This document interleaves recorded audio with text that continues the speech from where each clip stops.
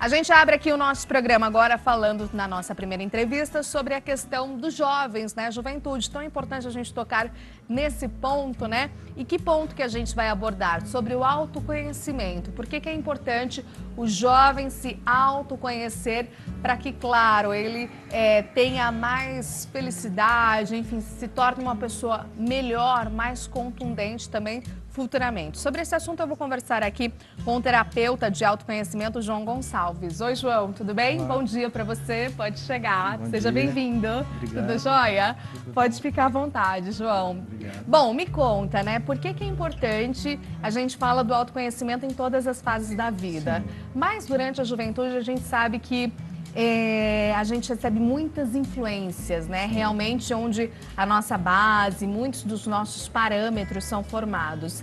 Por que que é importante a gente se autoconhecer, principalmente nessa fase? Renata, eu diria que o autoconhecimento é a base da nossa vida. Muitas pessoas vivem sem saber, sem ter a menor noção do que podem viver, de quem são, de quais são os seus potenciais. Quando o jovem está tendo a influência primeira, ele na sociedade em que ele vive, nós vamos primeiro voltar na infância dele e até o que precede a infância. Porque o ser humano, ele começa a ter a influência no útero materno. E qual é a influência? Das emoções da mãe. A mamãe está vivendo juntamente com o feto. Sim. E o feto não sabe que ele é um feto. Ele é um ser que está vivendo. E ele está sentindo. E ele sente o quê? As emoções da mãe como se fosse dele. É maravilhoso, porque realmente ali com 2, 3 semanas já é possível escutar o coração. Perfeito. Quer mais vida do que isso, Então. né? Então realmente sente tudo, né? E Por ele isso tá que falam no- que é uma fase muito boa pra gente Perfeito. estar muito bem, né? Eu costumo dizer, Renata, que se existe algo sagrado na vida humana, é o período de gestação. A mulher, enquanto ela está grávida, ela deve estar consciente de que o que ela vive, o feto vive. E ele vai trazer essa influência.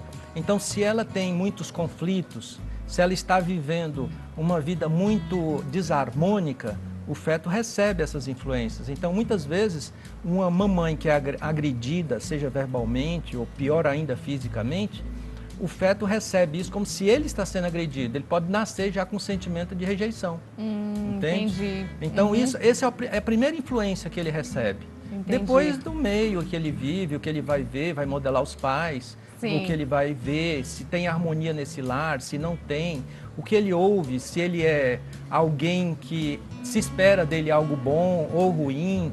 Muitos pais cometem assim um equívoco gigantesco, sem noção, sem saber do que estão falando. Pelo fato da ignorância Por mesmo, não né? saber mesmo, por ignorância. Então, às vezes fala, esse menino não vai dar para nada, né? Quer dizer, você não trabalha, né, o que a gente chama atualmente de psicologia positiva, Sim. que é faça sempre ao contrário, né? Se a Perfeito. criança de repente está fazendo alguma coisa que você não vê com bons olhos, que você não gosta, você tem que falar, não, mas você faz isso tão bem, sempre ao contrário, né? Exato. Trabalhar de uma maneira assim, muito mais que você vai ajudar a pessoa do que colocá-la para baixo. Antigamente não tinha muito disso, né? Não tinha. E os pais, por não terem esse conhecimento, faziam o oposto.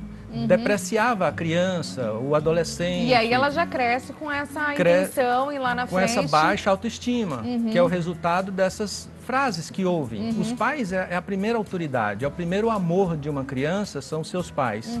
E também tem muita autoridade sobre eles, influência, na verdade, eu diria. Então, o que eles falam influencia muito. Quando a mãe olha para uma criança e diz assim, essa criança vai ser muito especial, ele vai fazer coisas maravilhosas. Isso fica registrado. E a criança começa a criar esse contexto dentro dele mesmo, com essa expectativa. Então, o primeiro passo é esse núcleo familiar harmônico. Sim. Depois é que nós vamos, então, caminhar um pouco mais, saber quem somos nós, no meio da sociedade e tal. Aí a jornada começa. E a autoestima é super importante trabalhar, não só na juventude, mas desde a infância, a autoestima das crianças e dos jovens. Porque o que a gente percebe hoje também é um mal do século aí, né? A questão da depressão. Muitos jovens e até crianças entrando em depressão tão cedo, né? O que é terrível, é um dado realmente alarmante, né, João? A autoestima é fundamental para todos nós. E eu diria mais, ela é quem define se a pessoa se julga digno de ter boas experiências ou não. Por exemplo, a culpa é um sentimento que diminui muito a autoestima, baixa muito. E uma pessoa culpada, ele gera autopunição.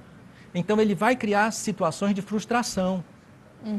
Então, uma criança que tem um relacionamento conflitante com os pais, ele também se autodeprecia. E então, ele vai usar normalmente a raiva com os pais como uma arma contra ele mesmo. Sim, ou seria seja, um mecanismo de defesa que a gente fala, na né? verdade, nesse caso, de ataque. De ataque mesmo. Não é? Né? Defesa e ataque, não é? Eu me defendo, mas eu também ataco. Então, como é? O meu pai quer que eu seja bem sucedido. O que eu vou fazer? Eu vou ser mal sucedido. Eu vou me jogar nas drogas, eu vou fazer tudo que ele não gosta. Por quê? Essa é a vingança. Quando há conflito no lar, há uma disputa de poder. E o filho, por ser pequeno e estar subordinado até fisicamente, então ele encontra estratégias de se rebelar. E as estratégias mais utilizadas, por incrível que pareça, é a autodestruição. Que terrível dado, né? Aqui você fez até uma obra, um livro, Sim. Quem é Você? O que tem Perfeito. nessa obra, João? Então, essa obra ela vai um pouco além do que nós estamos falando. Sim. Não é? Porque nós estamos falando primeiro de uma estrutura, de uma personalidade.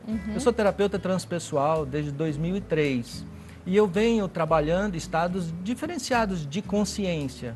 O que nós encontramos? Um estado semelhante ao meditativo. Esse estado pode ser induzido. Não é? Então, o que nós temos? Uma técnica que leva a pessoa a um estado que, às vezes, um monge demora décadas para chegar. Você desenvolver aquele estado meditativo, onde você entra no estado de pura sabedoria, só que no caso do monge, ele vai buscar isso meditando muito tempo até desenvolver a habilidade de entrar nesse estado. Sim. Com as técnicas de terapia regressiva, eu fui encontrando um meio de fazer no estilo ocidental uma fast meditation. Sim, digamos assim, o fast food da meditação. Exatamente. Nossa, vamos precisar aqui todos os dias. Como que é esse fast food meditation? Então, é porque eu ajudo a pessoa a entrar nesse estado meditativo por indução ao relaxamento. De que forma, por exemplo, Olha, João? A gente fala da respiração, né, que é super importante. Como que a gente tem, quais são as técnicas para atingir isso? A técnica é a respiração, é o ouvir, a indução. Eu vou falando com a pessoa de uma forma suave e ela vai relaxando. A ideia é soltar todo o corpo, deixar toda a preocupação, todo o estresse de lado e se entregar para aquela experiência. No momento que você está sentada confortavelmente, não é nessa posição, é uma posição solta, onde você pode se entregar, sem se preocupar com o corpo. E você se entrega. Aí você ouve aquela indução que é para relaxar. Você vai se soltando, isso é natural. O que você quer, o corpo naturalmente quer descansar. Ele quer ficar bem. Então, quando você o convida a isso, ele aceita com naturalidade. Nesse estado, é um primeiro passo, aquele estado que fica no limiar entre o sono e a vigília. Ou seja, o estado onde eu estou consciente aqui ou estou dormindo. Mas eu não durmo. Nesse caso, o estado meditativo não é dormir. A pessoa entra num estado de relaxamento tão grande que às vezes ele pode até ressonar como se estivesse dormindo. Mas ele está ouvindo, está consciente, está entendendo tudo. Entendi. Esse estado é maravilhoso, porque nele existe uma sabedoria que não nos foi apresentada. Você sempre é apresentado estado de vigília e estado de sono. Mas o estado de meditação é um estado privilegiado que existe no limiar entre um e outro. E tem muita sabedoria. Nesse estado você tem insights, você tem ideias, você tem criatividade. Por isso que muita gente fala, né, os especialistas, que é tão bom ter esse momento de ociosidade, momento de você relaxamento total, porque realmente é onde você encontra as ideias, os projetos, a criatividade aflora. Então, realmente seria nesse estado, assim, que as pessoas falam, Nossa, às vezes é bom eu ficar assim, sem fazer nada. Porque aí é onde vem realmente o trabalho da criatividade. E hoje é importante tocar nesse ponto devido a esse meio tecnológico, a gente sempre muito imediatista, querendo fazer todas as coisas ao mesmo tempo. Então, é importante ter essa pausa diária? É fundamental. Eu diria que isso vai definir a qualidade de vida da pessoa. Porque no momento em que você relaxa, você se permite... É como equalizar o sistema. Tem um estresse rolando, na hora que você se permite descansar e tirar... Se a pessoa não consegue meditar e ele tirar 15 minutos de sono, de cochilo, vai restaurar o sistema. Naturalmente ele vai sair daquela zona de estresse, entende? Agora, o privilégio do estado meditativo é que nele você encontra soluções. No estado meditativo, eu sou meditante e na meditação tradicional, como a meditação transcendental, Sim. ela te propicia um estado de entrega e os insights vêm espontaneamente. E pode vir ou não, vai depender, isso é na prática. Na meditação que eu uso, que eu faço a indução, a pessoa vai ter acesso de forma estimulada. Ou seja, eu não vou só ficar 25 minutos ou meia hora, dependendo de quem está meditando, o tempo que ele vai determinar. No caso da meditação transcendental, são 2 turnos de 25 minutos durante o dia. Então, no nosso caso, a autosofia, que é o método que eu uso, ele estimula a pessoa. Então, primeiro você entra nesse estado meditativo. Depois eu faço perguntas para você. Ótimo, entendi. As perguntas estimulam a busca do conhecimento. Porque você é como um terminal conectado a uma central de informações. Sim. A gente é reflexo de tudo que a gente passou, de tudo que a gente vivenciou e vivencia, né? E mais que isso. E por isso que é importante a gente, assim, bom, se lá atrás algo me feriu ou me traumatizou demais, eu posso mudar, né? Que seria a questão da neurolinguística também. Aí entram outras esferas também muito importantes, né? Outros especialistas estiveram aqui e você é possível de mudar essa chave, né? De não te machucar mais, de você tratar disso de uma outra maneira, né? Por um outro viés. Perfeito. A meditação, ela te favorece equalizar isso também, sem explorar pontualmente a questão. Porque é como você... É simples, você pensa no motor de um carro. Tá correndo muito, ele pode estar aquecido. Se você para, ele vai esfriar naturalmente, não precisa fazer nada além de parar. No caso, o sistema nosso, o sistema mente, corpo, as emoções, todas também são como esse motor, que está em ebulição. Você para um pouco, relaxa, ele suaviza. Exatamente. Vai pacificar. Excelente exemplo. Sim. Agora, o caso da meditação induzida, você é estimulado a buscar soluções. E quais soluções? As que você quer. Para todas as áreas da vida. Todas as áreas. Então, o que entra aí no caso? O conhecimento do jovem, por exemplo, que está buscando uma solução de profissional.